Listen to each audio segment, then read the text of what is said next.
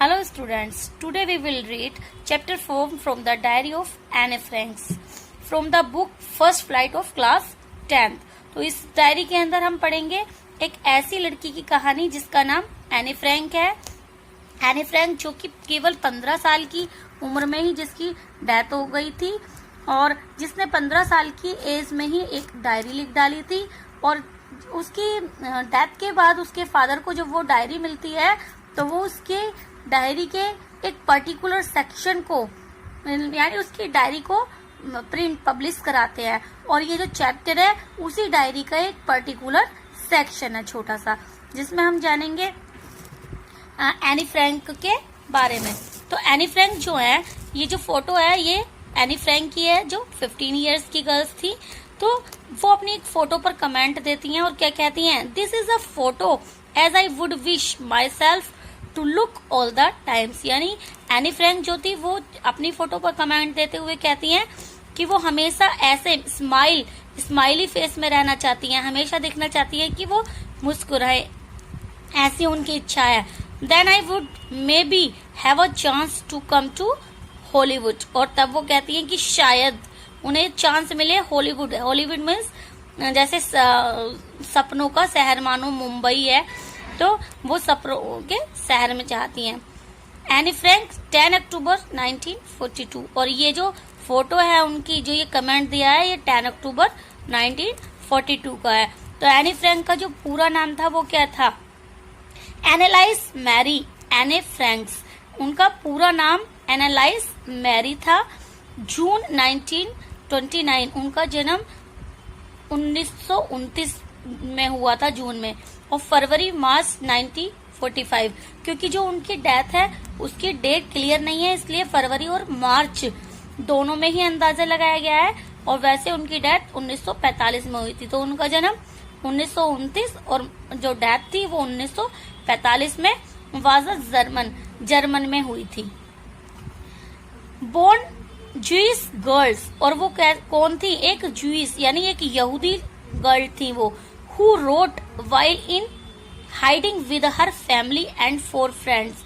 यानी जब वो जो नाजिज का जो लीडर था हिटलर वो टॉर्चर करता था यानी उनसे जो छुपकर हाइडिंग रह रही थी वो अपनी फैमिली और अपने 4 दोस्तों के साथ जब उन्होंने उस डायरी को लिखा था और वो कहाँ पर छुपकर रह रही थी, इन एम्स्टर्डम में रह रही थी during the German occupation of the Netherland in the World War second.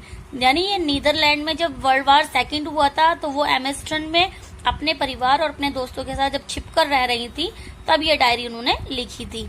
Her family had moved to Amsterdam after the Nazis gain power in Germany but were trapped when the Nazi occupations extends into the Netherlands. यानी उनकी family जो थी भागकर तो Netherlands गई थी ताकि वो हिटलर से बच पाए, लेकिन जो हिटलर था उसने वो वहां पर भी ट्रैप्ड कर लिए गए, फंस गए थे क्योंकि वो जो हिटलर था उसने नीदरलैंड पर भी कब्जा कर लिया था। तो जो नाजी फोर्सेस थी वो वहां पर पहुंच गई थी और उन्हें ट्रैप्ड कर लिया था।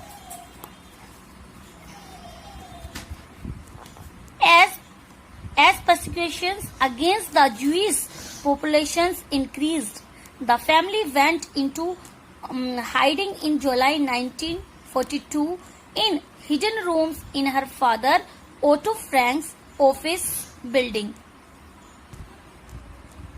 यानी एज परसिक्यूशन मतलब जब अत्याचार बढ़े अगेंस्ट द ज्वेलिश पॉपुलेशन, यहूदियों के खिलाफ जब उनके नीदरलैंड में अत्याचार जो है बढ़ने लगे, बहुत ज्यादा बढ़े। The family went into hiding in July 1942 यानी in hidden room in her father Otto Frank's office building. तो वो जो उनका जो परिवार था वो जो जहां पर ओटो कौन थे, एनी फ्रैंक के फादर थे, जिस ऑफिस में काम करते थे जहां पर वहां की बिल्डिंग में उस दफ्तर की बिल्डिंग में वो छिप कर रहने लगे। आफ्टर 2 years इन हाइडिंग 2 साल छिपने के बाद यानी 2 साल तक तो वो अपने आप को वहां पर छुपे रह सके। The group was betrayed and transported to the concentration camp system where Anne died of typhus in Bergen Belsen within days of her sister. यानी 2 साल तक तो वो छिपे रह पाए, लेकिन उसके बाद फिर नाजिस फोर्सेस ने उन्हें ढूंढ लिया, सर्च कर लिया, वो ढूंढ लिए गए और जो कंसंट्रेशन कैंप था, कंसंट्रेशन कैंप जो था उसमें वहां यहूदियों को रखा जाता तो उन्हें बहुत ज्यादा टॉर्चर किया जाता था, वहां पर भेज दिया गया और वहीं पर एनी फ्रैंक की डेथ हो गई। वो कैंप कौन सा था? बर्गन बेल्सेंस। और with in days of her sister Margot Frank, उसकी जो सिस्टर थी जो 16 साल की थी, मार्गोट फ्रैंक थी, उसके कुछ दिन पहले ही उनकी डेथ हुई थी। अपनी बड़ी बहन के मरने के बाद एनी फ्रैंक की डेथ वहीं पर हो गई। Her father Otto only the survivor of the group.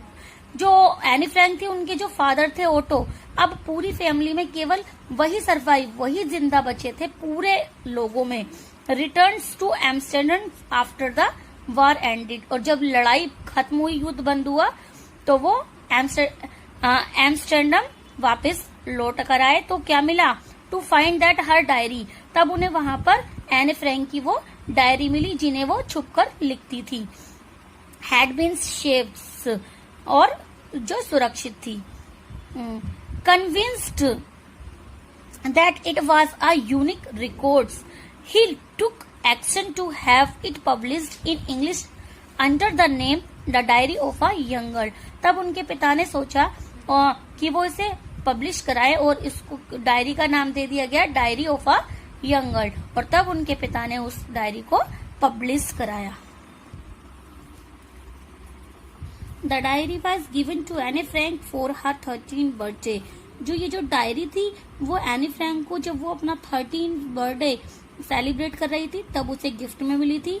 And chronicles the events of her life from 12 जून 1942।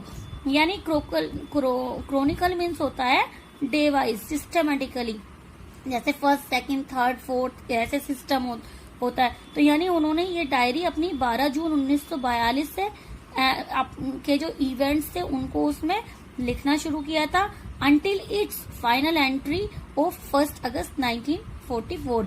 और इस डायरी में उनकी जो फाइनल अंतिम एंट्री थी वो थी 1 अगस्त 1944 को। क्यों? क्योंकि 1 अगस्त 1994 को इनको दोबारा से अरेस्ट कर लिया गया था।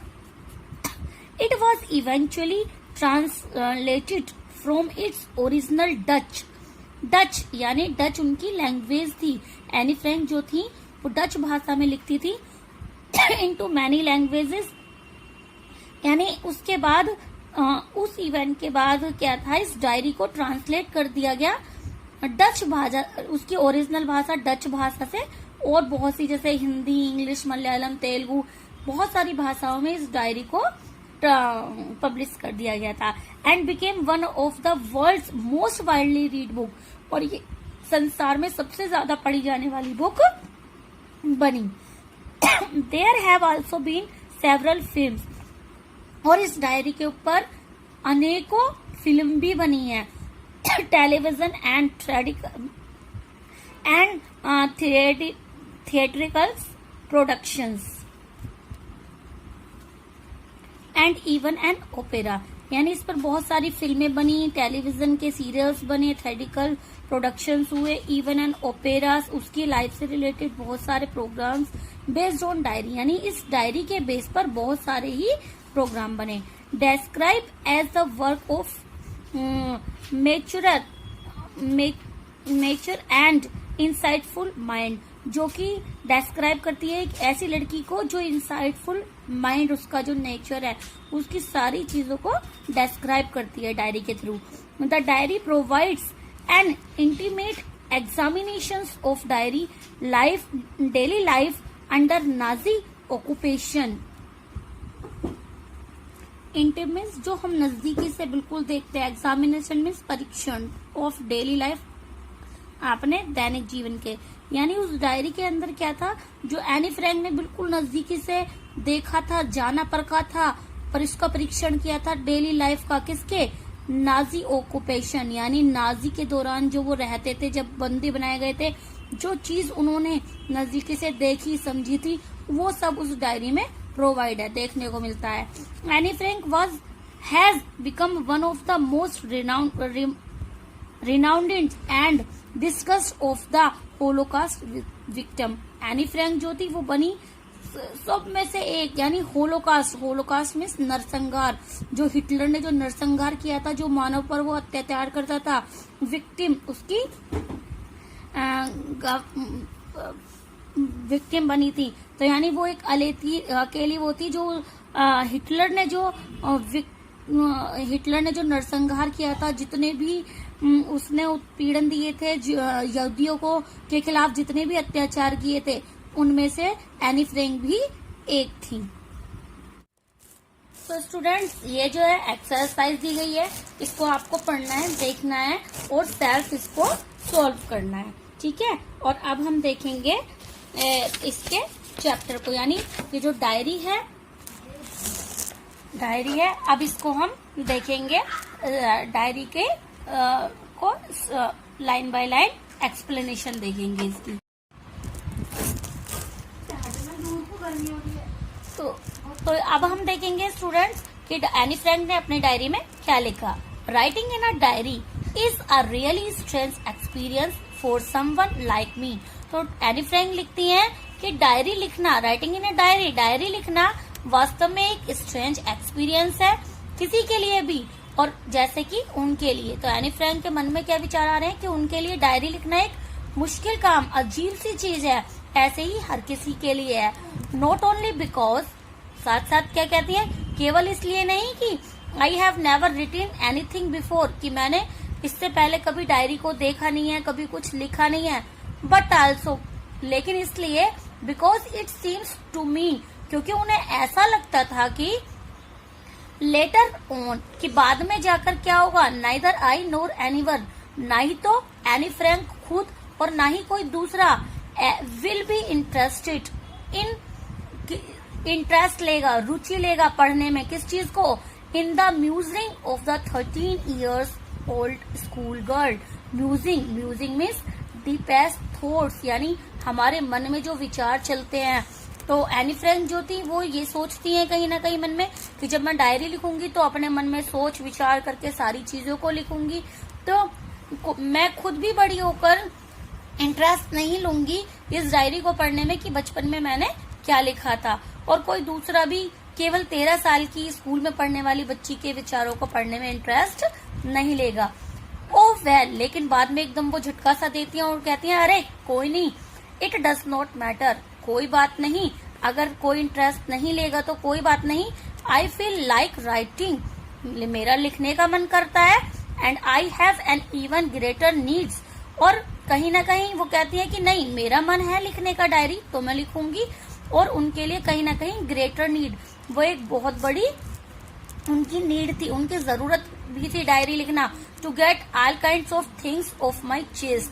क्योंकि यहाँ पर एनी फ्रैंक, देखो आगे जाकर हम पढ़ेंगे कि वो ये सोचती है कि उनका कोई ऐसा दोस्त नहीं है जिसके साथ वो अपनी बात शेयर कर सके, तो वो डायरी को में लिखना चाहती हैं to get off my chest, का मतलब उनके मन के अंदर जितने भी विचार हैं, जितनी भी फीलिंग्स हैं, उन सबको वो अपनी डायरी के थ्रू लिख देना चाहती हैं, डायरी में कह देना चाहती हैं। Paper has more patience than pupil. अब एक सेइंग है कि paper has more patience than प्यूपिल।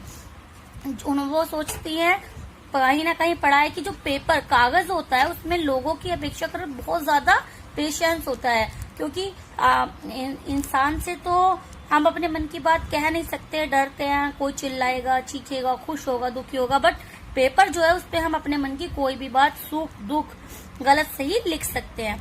I thought of this saying on one of those days when I was feeling a little depressed and was sitting at home with my chin in my hands. ऐसा विचार उनके दिमाग में कब आता है कि जब वो कहती हैं कि जब वो बैठी हुई होती हैं अपने घर में और अपने चिन, अपनी थोड़ी को अपने हाथों में लेकर। स्टूडेंट, जब हम कहीं खोए रहते हैं और सोचते विचारते हैं तो अपने हाथों को के अंदर अपनी चिन, अपनी थोड़ी को रख लेते हैं और सोचने लगते हैं। तो ऐसा ही विचार वो करती हैं और तब वो सोचती हैं कि ये कहा जाता है कि पेपर जो है उसमें लोगों से ज्यादा पेशेंस, धैर्य होता है। Bored and listless wondering whether to say stay in or go out. तो वो बोर्ड हो रही थी, लिस्टलेस मीन्स नो इंटरेस्ट, यानी उसे किसी भी चीज में मन नहीं लग रहा था, कुछ करने का मन नहीं लग रहा था, बोर हो रही थी, कोई विचार नहीं आ रहा था मन में। वॉन्डरिंग और weather to stay in or go out, और वो यही सोच रही थी कि उसे घर में रहना चाहिए या बाहर जाना चाहिए। I finally state where I was, और लास्ट में क्या हुआ, मैं जहां थी वहीं रुक गई, कहीं बाहर नहीं गई। ब्रूडिंग, यस, ये सोचते हुए, ये विचार करते हुए मन में कि yes paper does have more patience, कि हाँ पेपर जो होता है उसमें मोर पेशेंस, बहुत ज्यादा धैर्य होता है। और मेरे अंदर ये विचार आने लगे कि मैं पेपर से बातें करूंगी, यानी पेपर से अपनी चीजें शेयर करूंगी। And since I am not planning to let anyone else read this, और ये विचार करने लगी कि हाँ ये प्लानिंग की कि मैं इसको कभी भी किसी को पढ़ने नहीं दूंगी, टच करने नहीं दूंगी, और ये सोचकर कि मैं इसको लिखूंगी और इसे कभी किसी को नहीं देखने दूंगी। स्टिफ बैग, स्टिफ मीन्स होता है हार्ड और बैग मीन्स कमर, यानी जो डायरी देखी होगी हमेशा उसका जो कवर होता है वो हार्ड होता है, तो उसी के कवर को कहा गया है स्टिफ बैग नोटबुक, यानी हार्ड कवर वाली जो नोटबुक है। Grandly referred to as a diary, जिसको जो नाम दिया गया है, देखो नोटबुक के जो कवर होता है वो सॉफ्ट भी होता है, लेकिन डायरी का मोस्टली क्या होता है, स्टिफ बैग हार्ड कवर होता है, तो इसको डायरी के नाम से रेफर किया गया है, डायरी कहकर बुलाया गया है। Unless I should ever find a real friend, अब वो कहती हैं एनी फ्रेंड, हाँ ये मैं पढ़ने के लिए दे सकती हूँ, जब तक कि I should ever find a real friend, जब तक कि मुझे कोई रियल फ्रेंड नहीं मिल जाता। It probably would not make a bit of difference, यानी वो ये क्या कहना चाहते हैं कि जब उन्हें कोई रियल फ्रेंड मिल जाएगा, वास्तविक फ्रेंड लगेगा जिससे वो अपनी बातें शेयर कर सकती हैं, तो वो उसे अपनी डायरी को पढ़ने दे सकती हैं। It probably, probably means may be, तो ऐसा हो सकता है तभी जब अ बिट ऑफ डिफरेंस, यानी उन्हें एक सच्चा मित्र मिले, तो वो सच्चे मित्र को मानती है कि हम अपने जो रियल फ्रेंड, सच्चा मित्र होता है, अपने ट्रू फ्रेंड से अपनी हर बात कह सकते हैं। इसी तरह से अगर उन्हें कोई रियल फ्रेंड मिलता है तो वो उसे अपनी डायरी जरूर पढ़ने के लिए देंगी। Now I am back to the point that prompts me to keep a diary in the first place. तो अब एनी फ्रैंक लिखती हैं कि अब मैं दोबारा से अपने उसी पॉइंट पर वापस आती हूँ। दैट प्रोम्प्ट मीन्स जिसने अचानक से मुझे उकसाया या किया था, तैयार टू कीप, किस चीज के लिए उकसाया था, एक डायरी को लिखने के लिए। आई डोंट, और वो बात क्या थी, I don't have a friends, कि मेरे पास कोई मित्र नहीं था, यानी क्यों उन्हें डायरी लिखने की जरूरत पड़ी, क्योंकि उनके पास कोई दोस्त नहीं था जिससे वो अपने मन की बातें शेयर कर सके, जिनसे वो कहकर बातें करके वो अपना मन हल्का कर सके। Let me it more clearly, और इस बात ने और ज्यादा इस चीज को क्लियर कर दिया कि मेरा कोई दोस्त नहीं है। Since no one will believe that a 13 years girl is completely alone in the world, कि सिंस यहाँ तक कि कोई भी ये बिलीव नहीं करेगा कि केवल 13 साल की एक लड़की इस संसार में पूरी तरह से अकेली है। एंड आई एम नॉट, और साथ साथ वो लिखती है कि मैं अकेली नहीं थी। आई हैव लविंग पेरेंट्स, मेरे प्यारे से माता पिता है। And a 16 year old girls, और एक 16 साल की बहन है। And there are about 30 people I can call friends, और लगभग 30 ऐसे लोग हैं जिन्हें मैं अपना फ्रेंड्स कह सकती हूँ। आई हैव अ फैमिली, मेरे, वो लिखती हैं, बताती हैं, मेरा एक परिवार है। लविंग आंट्स, प्यारी सी चाची है। एंड अ गुड होम, और एक अच्छा घर है। No, on the surface I am seems to have everything except my one true friends, और इन लाइनों में वो कहना चाहती हैं कि उनके बावजूद इसके भी कि उनके पास पेरेंट्स हैं, माता पिता हैं, 30 फ्रेंड्स हैं, चाची हैं, लेकिन उसके बाद भी जैसे ये सरफेस का मतलब क्या है स्टूडेंट्स, जैसे एक सरफेस होती है ना, अब हम इस चीज को सीधी लाइन हो इसके ऊपर कुछ भी रख सकते हैं, इसे सरफेस कह देते हैं, लेकिन इसी जमीन की सतह के नीचे पानी की लहरें भी चलती हैं। इस धरती के अंदर क्या क्या है, उसी तरह से हमारे उसके मन के सरफेस के अंदर क्या क्या चल रहा था, वो सारी चीजें बावजूद इतने लोग होने के बाद भी किसी से शेयर नहीं कर पाती थी, क्योंकि उसके पास एक ट्रू फ्रेंड नहीं था। All I thinks about when I am with friends is having a good time. साथ साथ लिखती हैं, इतना ही नहीं, जब मैं अपने दोस्तों के साथ होती हूँ, उनके साथ खेलती कूदती, रोजमर्रा के काम करती हूँ, तो एक अच्छा टाइम स्पेंड करती हूँ, अच्छा लगता है। बट लेकिन क्या होता है, I can't bring myself to talk about any things, लेकिन मैं उनके साथ हर चीज, हर तरह की बातें नहीं कर सकती। बट ऑर्डिनरी एवरीडे थिंग्स, केवल उनके साथ रोजाना की होने वाली चीजें, खेलना कूदना, हंसना बोलना, खाना पीना, बातें करना, नॉर्मल सी चीजें करती हैं। बट उनके मन में जो गहराई की बातें चल रही होती हैं वो किसी से शेयर नहीं कर पाती हैं, क्योंकि उनका मानना है कि उनका कोई ट्रू फ्रेंड नहीं है, वो किसी पर बिलीव नहीं कर पाती हैं।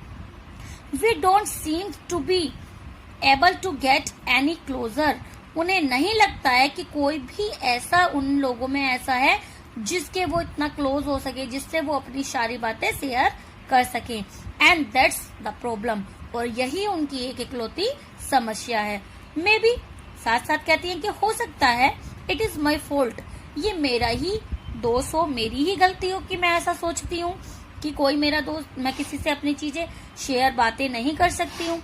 That we don't confide in each other, और हम एक दूसरे पर इतना विश्वास, कन्फाइंड, इतना कॉन्फिडेंस, इतना विश्वास नहीं कर सकते हैं, कॉन्फिडेंट नहीं हो सकते हैं एक दूसरे को लेकर। इन एनी केस, किसी भी मामले में, किसी तरह से, that's just how things are, वो कहते हैं कि चीजें बस ऐसी ही हैं कि जो जैसा मैं सोचती हूँ। एंड अनफॉर्चुनेटली, और दुर्भाग्यवश, they are not liable to change, यानी लायबल मीन्स पॉसिबिलिटी, यानी उन्हें लगता है कि दुर्भाग्यवश इसमें कोई पॉसिबिलिटी, कोई संभावना नहीं है कि या तो उनका नेचर बदल जाए, वो बदल ले अपने आप को, या उनके साथ की जो दूसरी गर्ल्स जो जिन्हें वो फ्रेंड्स मान सकती हैं वो बदले। This is why I have started the diary, और यही कारण है कि उन्होंने डायरी को लिखना शुरू किया। To enhance the image of this long awaited long friend in my imagination, आगे वो कहती है इनहेंस मीन्स कुछ बढ़ा चढ़ा कर कहना, बढ़ाना, तारीफ करना, यानी उनकी जो इमेजिनेशन, वो कहती है मेरी जो इमेजिनेशन, उनकी जो कल्पनाओं में लंबे समय से जिस फ्रेंड की उन्होंने कल्पना की थी, उसकी इमेज को वो कुछ ज्यादा बढ़ा चढ़ा कर बताती हैं, कहती हैं। I don't want to jot down the facts in this diary, कि वो इस डायरी में, जैसा कि होता है कि डायरी हम अक्सर लिखते हैं, उसमें कुछ फैक्ट, तथ्य डाल देते हैं, कि वो उनमें कोई भी फैक्ट लिखना नहीं चाहती हैं। The way most people would do, जैसा कि ज्यादातर लोग करते हैं, डायरी में फैक्ट्स लिखते हैं।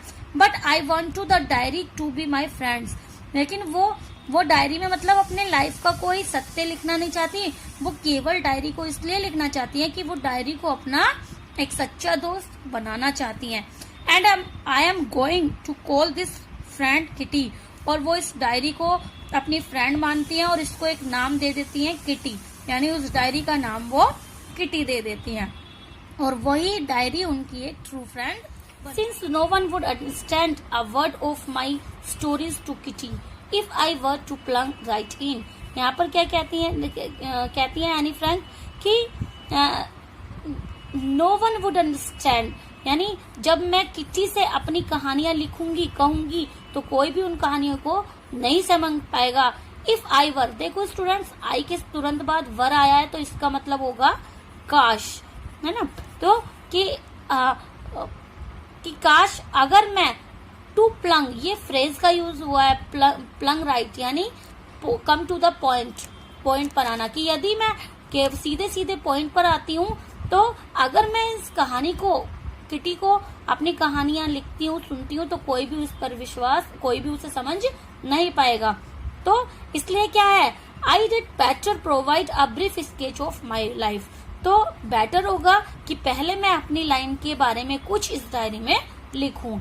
Much as I dislike doing so, और जैसे पहले एनी फ्रैंक कह चुकी हैं कि वो इसमें कोई फैक्ट लिखना नहीं चाहती हैं, लेकिन फिर भी वो उसे डिसलाइक करती हैं फैक्ट को लिखना, फिर भी वो यहाँ पर कंफर्म करती हैं कि उन्हें ऐसा करना पड़ेगा अगर दूसरे उसे समझे। तो वो यहाँ पर अपने स्केच, अपने लाइफ के बारे में भी कुछ लिखना चाहती हैं। My father most adorable father I have ever seen. My father the most adorable father I have ever seen. यहाँ एनी फ्रैंक कहते हैं कि जो मेरे पिता हैं, जितने भी पिता मैंने अभी तक देखे, उन सब में एडोरेबल, सबसे ज्यादा बेस्ट थे मेरे पिता। Didn't marry my mother until he was 36, और उन्होंने मेरी माँ से तब तक शादी नहीं की जब तक वो 36 के थे। एंड शी वॉज 25, और वो कितने की थी, 25 की थी। My sister Margot was born in Frankfurt. मेरी जो सिस्टर बहन थी वो कहाँ पैदा हुई थी, फ्रैंकफर्ट में, इन जर्मनी में हुई थी, इन 1926, यानी 1926 जर्मनी में के फ्रैंकफर्ट में उनकी बहन का जन्म हुआ था। आई वॉज बोर्न ऑन 12 जून 1929, और एनी फ्रैंक बताती है कि उनका जन्म 12 जून 1929 में हुआ था, यानी दोनों बहनों के अंदर 26 और 29 3 ईयर का गैप था। I lived in Frankfurt until I was 4, यानी वो कहती है कि जब तक मैं 4 साल की थी तो मैं फ्रैंकफर्ट में ही रही। My father immigrated to Holland in 1933। 1933 में उनके पिता जो थे वो हॉलैंड चले गए थे। My mother Edith Hollander Franks, उनकी माँ जिनका नाम एडिथ होलैंडर फ्रैंक था, went with him to Holland, वो भी उनके साथ हॉलैंड चली गई थी इन सितंबर के महीने में। While Margot and I were sent to Athens to stay with our grandmother, जबकि जो एनी फ्रैंक थी और उनकी बहन थी मार्गोट, उन दोनों को उनके दादी जी के पास वहीं पर छोड़ दिया गया था।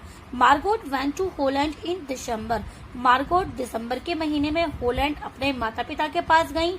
एंड आई फॉलोड इन फरवरी, और एनी फ्रैंक कहती हैं कि मैं फरवरी में वहां पर गई, यानी उनके माता पिता पहले चले गए थे। क्यों? ये देखने के लिए कि हॉलैंड के हालात कैसे हैं, वहां वो अपने बच्चों को ले जा सकते हैं या नहीं। व्हेन आई वाज प्लंक्ड डाउन देखो मीन्स रख देना, लेटा देना, ऑन द टेबल, यानी वो कहती है कि जब फरवरी में वो वहां गई तो तब क्या हुआ, I was plunked down on the table, मुझे टेबल पर रख दिया गया एज अ बर्थडे प्रेजेंट। किस तरह से रखा गया, जैसे कि कोई बर्थडे में दिया हुआ गिफ्ट हो फॉर मार्गोट को, यानी उनकी बहन को उनके बर्थडे पर मानो उन्हें एक प्रेजेंट के रूप में दिया गया हो, इस तरह से उन्हें टेबल पर रख दिया गया। I started right away at the Montessori nursery school, तब मैंने एक नर्सरी स्कूल में जाना शुरू किया। I stayed there until I was 6, और मैं वहां जब तक रही जब तक मैं 6 साल की थी। At which time I started in the first form,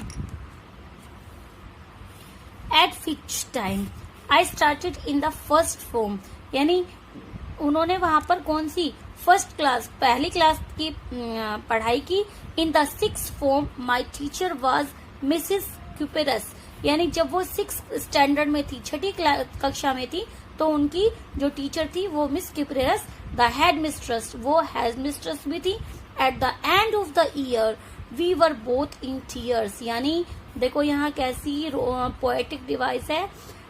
and of the year, last में, यानी जब उनकी पढ़ाई हो गई चुकी थी 6th क्लास की, उसके बाद बोथ इन टीयर्स, दोनों की आंख में पानी थे। किनके? एनी फ्रैंक और उनकी जो मिसेस क्यूपेरस उनकी टीचर थी, दोनों की आंख में पानी थे। As we said a heartbreaking farewell, क्योंकि अब उन्हें वहां से स्कूल से जाना था एनी फ्रैंक को। तो उन्होंने फेरल दोनों ही ने ही बड़े, जैसे कहते हैं ना सीने पे पत्थर रख लेना, दर्द होना, दोनों ने ही बड़े ही कठिनाई से एक दूसरे को विदा किया और दोनों ही रो रही थी। In the summer of 1941 grandma fell ill, यानी गर्मियों के दिन थे 1941 में, उनकी जो दादी माँ थी वो बहुत ज्यादा बीमार हो गई and had to have an operation, और उनका एक ऑपरेशन कराना पड़ा। So my birthday passed with little celebration, क्योंकि जो एनी फ्रैंक थी उसकी बर्थडे पर एक स्पेशल वो सेलिब्रेशन किया करती थी, तो उनकी दादी माँ बीमार हुई, इस कारण से उनका सेलिब्रेशन बहुत बड़ा या बहुत अच्छी तरह से एक स्पेशल टाइप में सेलिब्रेट नहीं किया गया। ग्रैंडमा डाइड इन जनवरी 1942, 1942 के जनवरी के महीने में उनकी दादी जो थी वो उनका देहांत हो गया।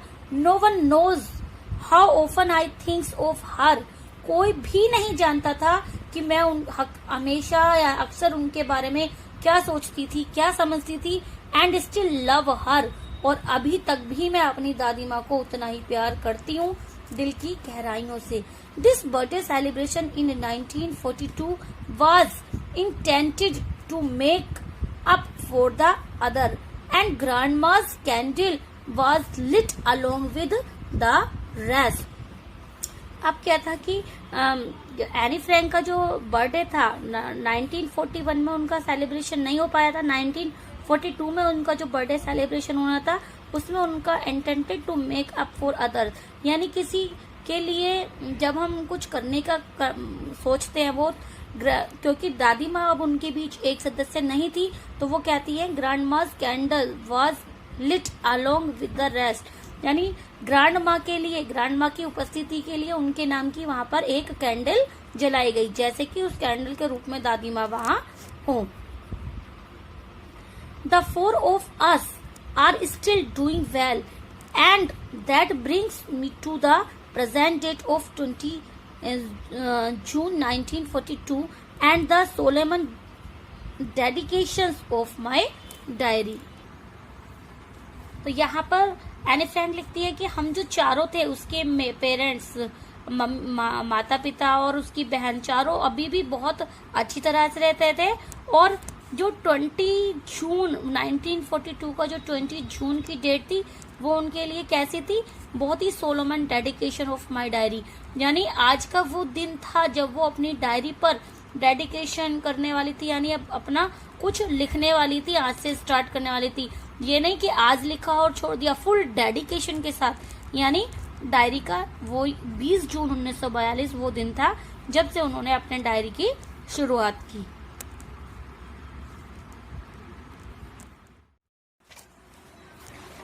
नाउ वी विल सी कि एनी फ्रैंक जो है वो अपनी डायरी में क्या लिखती है।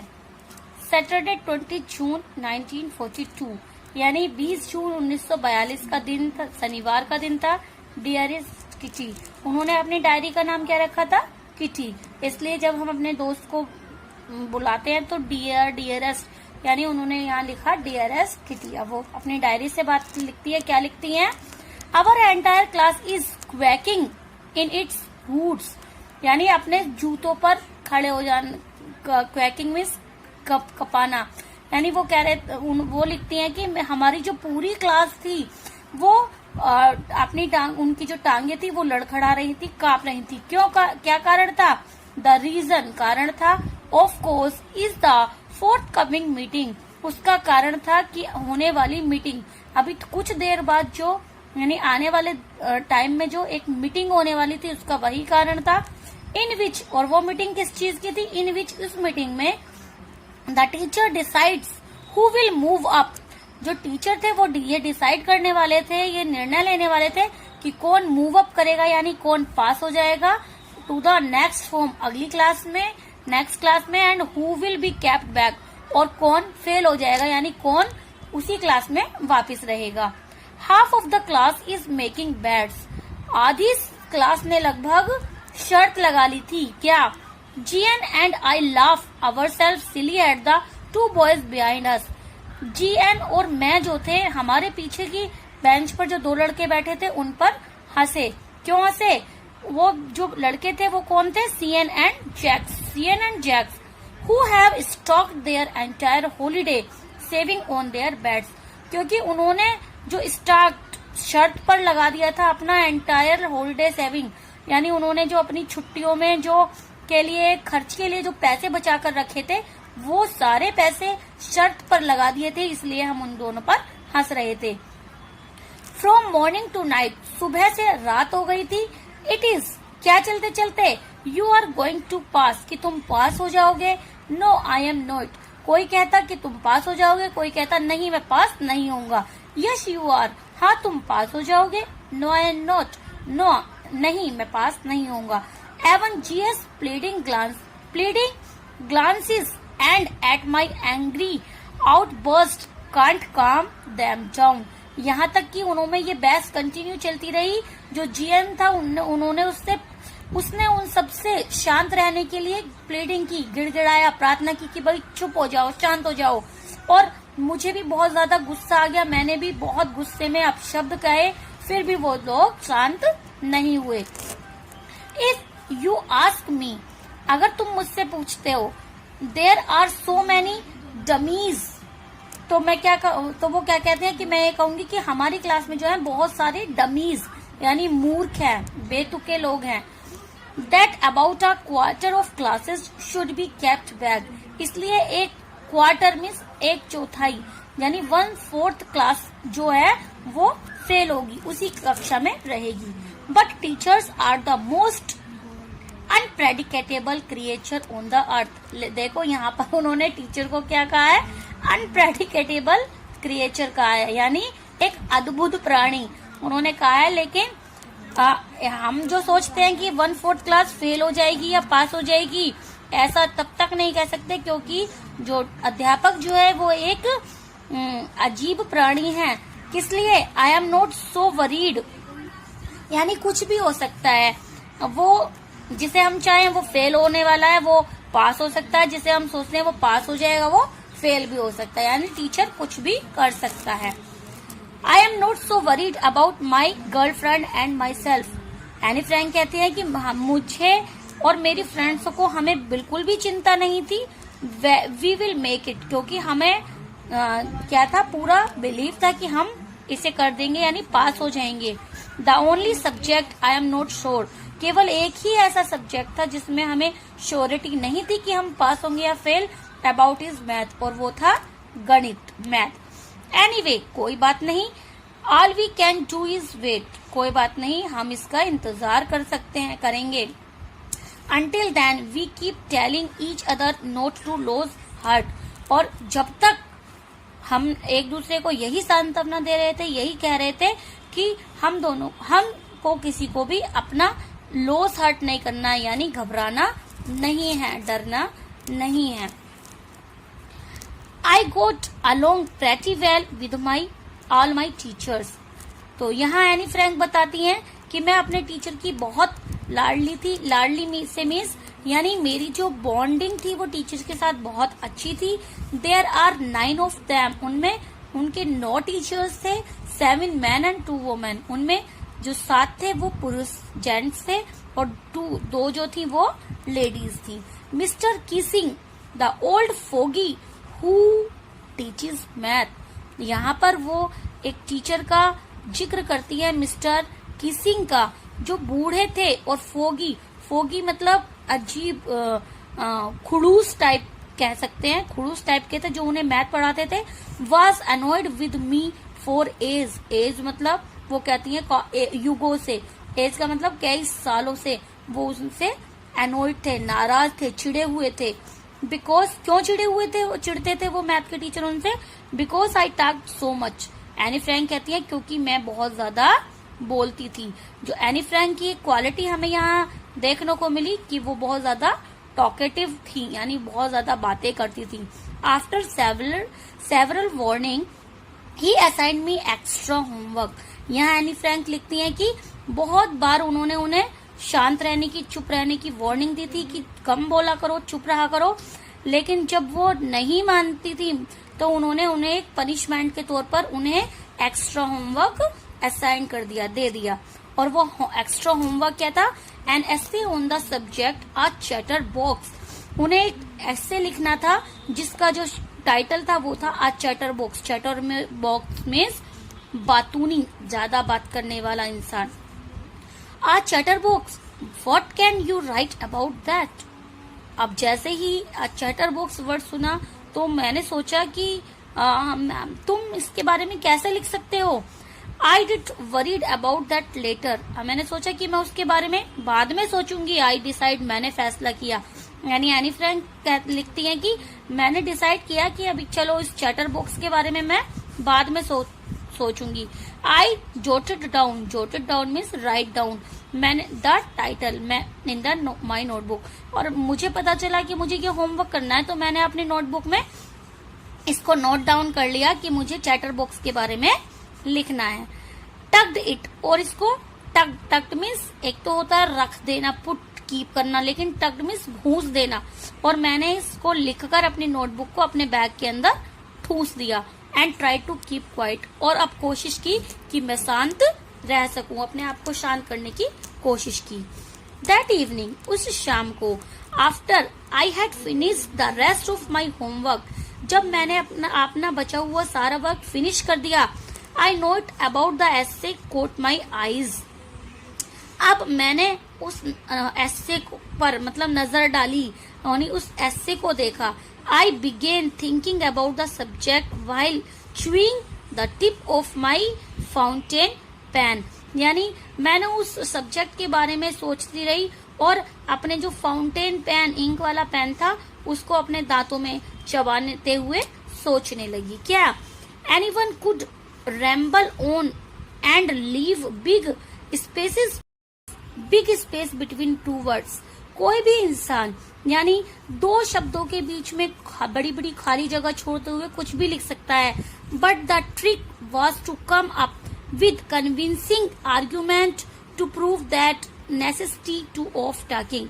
लेकिन चतुराई किस बात में थी कि इस तरह से वो सोचती हैं कि उस तरह से मैं ऐसे लिखूं कि उसमें अपनी बात को कन्विंस करा जाए कि बोलना भी कितना जरूरी है, यानी बातूनी होने के बारे में इस तरह से दलीलें दी जाएं, इस तरह से लिखा जाए कि सामने वाला बातूनी ना कह पाए। आई थॉट एंड थॉट, मैं सोचती रही एंड सडनली, और अचानक क्या हुआ, आई हैड एन आइडिया, मेरे दिमाग में एक विचार आया। आई रोट द 3 पेजेस, और उस विचार के आते ही मैंने लगभग 3 पेज लिख डाले। मिस्टर किसिंग हैड असाइंड मी, जो मिस्टर किसिंग ने मुझे होमवर्क दिया था आज चैटर बॉक्स के ऊपर, उस बात के ऊपर सोचते सोचते ही मैंने लगभग 3 पेज लिख डाले। एंड वाज सेटिस्फाइड, और फिर जाकर मुझे सेटिस्फेक्शन हुआ, मैं संतुष्ट हुई। I argued that talking is a student's trait and, बेटा ये क्या हुआ देख, चल कुछ ना,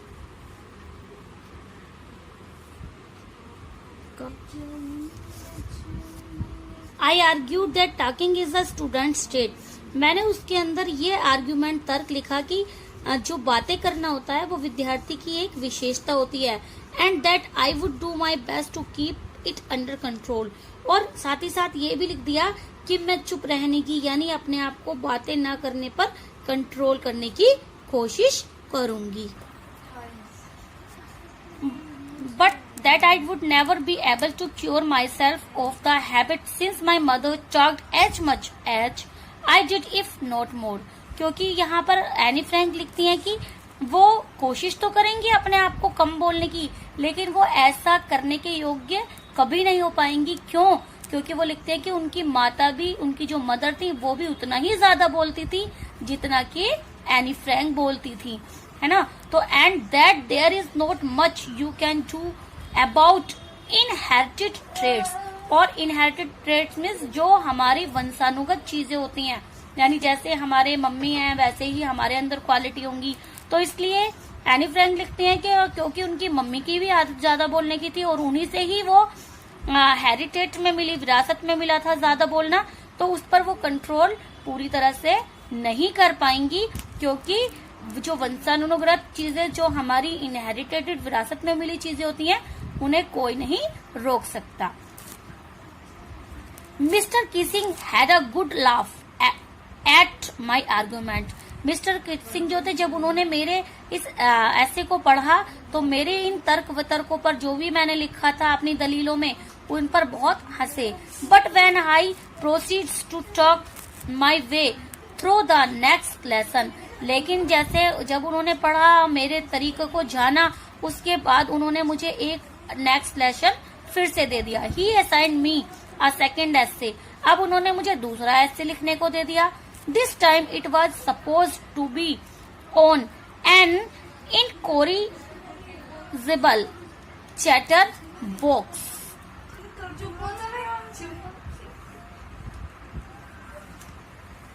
इस बार उन्होंने जो लिखने के लिए दिया था वो दिया था एन इनकोरिबल चैटर बॉक्स, यानी एक असाध्य बातूनी। आई हैंडेड इट इन, अब मैंने उसे लिखा और उनके हाथों में थमा दिया। And Mr Keesing had nothing to complain about for 2 whole lesson, और यहाँ पर जो एनी फ्रैंक है वो लिखती है कि उन्होंने उसको 2 लेसन यानी 2 पाठों में पूरा लिख दिया था, जिसमें मिस्टर किसिंग को कोई भी नथिंग टू कंप्लेन, कोई भी शिकायत करने का मौका नहीं मिला था। हाउएवर, हालांकि ड्यूरिंग द थर्ड लेसन, अब उन्होंने उसे जब थर्ड लेसन, तीसरा लेसन भी दिया था, क्योंकि जब भी वो उसे लेसन देते वो पूरा करती, लेकिन जैसा दूसरा असाइनमेंट दिया कि बीच में वो बोल पड़ी तो दोबारा से उन्हें पनिशमेंट के रूप में दिया। अब थर्ड लेसन फिर उन्हें मिलता है। He had finally had enough, बिल्कुल काफी था। Anne Frank as punishment for talking in class, write an essay entitled quack quack quack said mistress chatterbox. अब क्या था, जो मिस्टर किसिंग थे वह बार बार एनी फ्रैंक के बात करने, बोलने को सहन नहीं कर पाए, उनकी बर्दाश्त से बाहर हो गया, तो उन्होंने उन्हें पनिशमेंट दिया और क्या कहा कि तुम्हें फाइनली कौन सा ऐसे लिखना है जिसका वो टाइटल होगा quack quack quack quack quack quack mistress chatter box, है ना, सैड बातूनी औरत ने कहा इस बात को। क्लास रोअर्ड, आज जब सबने इस टाइटल को सुना तो पूरी क्लास जो है बहुत ठहाके मारकर हंसने, रोअर्ड मीन्स दहाड़ना, लेकिन यहाँ इसका मीन्स है ठहाके लगाकर जोर जोर से हंसने से। I had to laugh too, अब एनी फ्रैंक कहती है जब सबको हंसता हुआ देखा तो मुझे भी हंसना पड़ा। दो हालांकि क्या है, I had nearly excused my ingenuity on the topic of chatter box.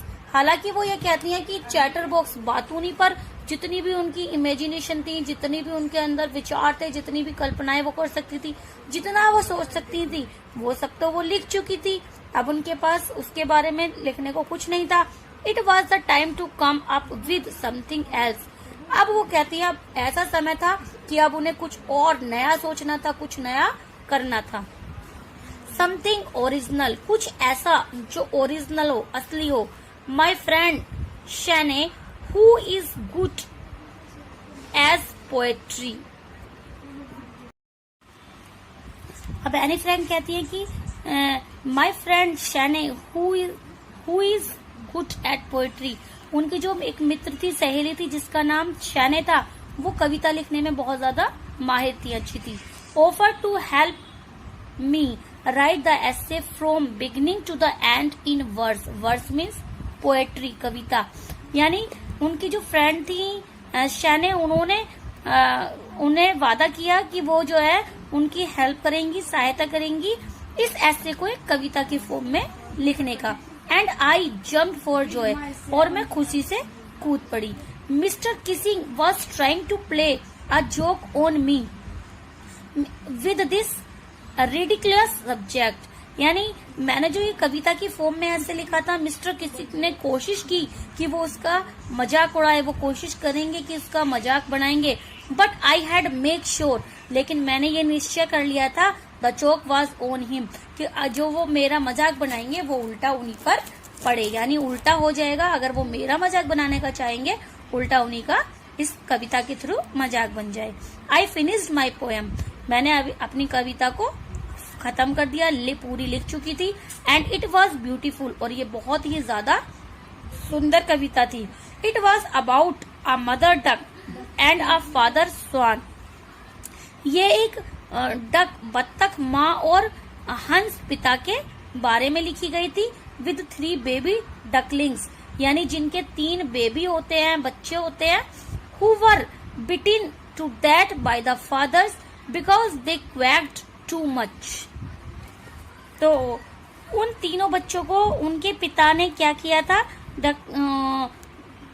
चोंच मार मार कर मार दिया था, क्योंकि वो क्या करते थे, बहुत ज्यादा, because they quack too much, क्योंकि वो बहुत ज्यादा काव काव करते थे, इसलिए उनके पिता स्वान ने उन्हें चोंच मार मार कर मार दिया था। Luckily Mr Keesing took the joke the right way.